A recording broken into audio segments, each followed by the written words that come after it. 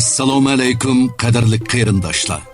Sutuq Bug'raxon romani hurmatga sazovar davlat arbobi, dаңliq yozuvchi, shoir va dramaturg Sayfiddin Azizning vakil xarakterlik asaridir.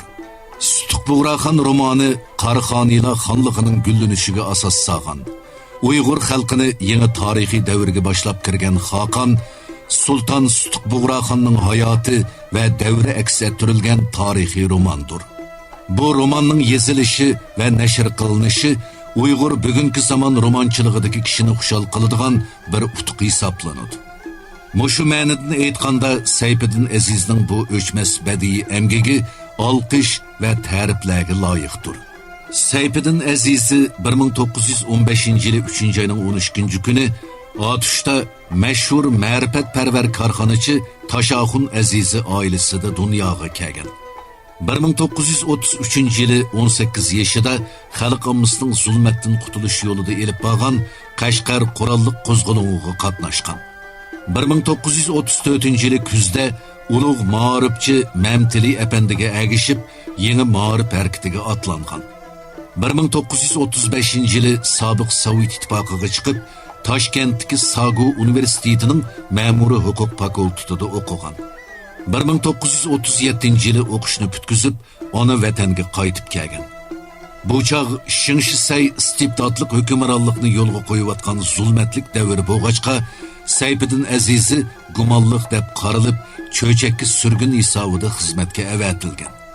Bir necha yildan keyin u G'uljiga kelib, 3 viloyat inqilobi portlaganda inqilobga qatnashgan, ham bu inqilobning muhim rahbarlaridan biri bo'lib rol o'ynagan.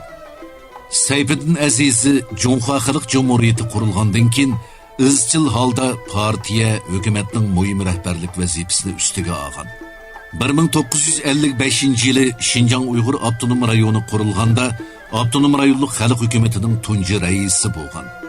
1970-yillarda birli vaqtda avtonom rayonlik partkomning birinchi shujisi, xalq hukumatining raisi, harbiy rayonning birinchi siyosiy komissari, ishlab chiqarish qurilish bentuvanining birinchi siyosiy komissari qatorliq vazifalarni o'tagan.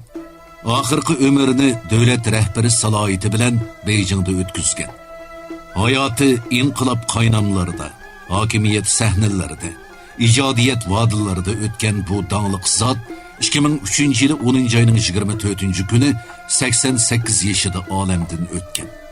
Sayfiddin Azizi butkul hayotida fan texnika orqali davlatni gullantirishni, ma'rifni umumlashtirishni, millatning madaniyat safosini yuqori ko'tarishni tashabbus qilgan. U 20-asrning 40-yillaridan boshlab Feruzi ijodiyatiga kirishgan. Sayfiddin Azizning ijodiyat ishlarini 1980 va 1990-yillarda gullab yashnadi deyishga bo'ladi.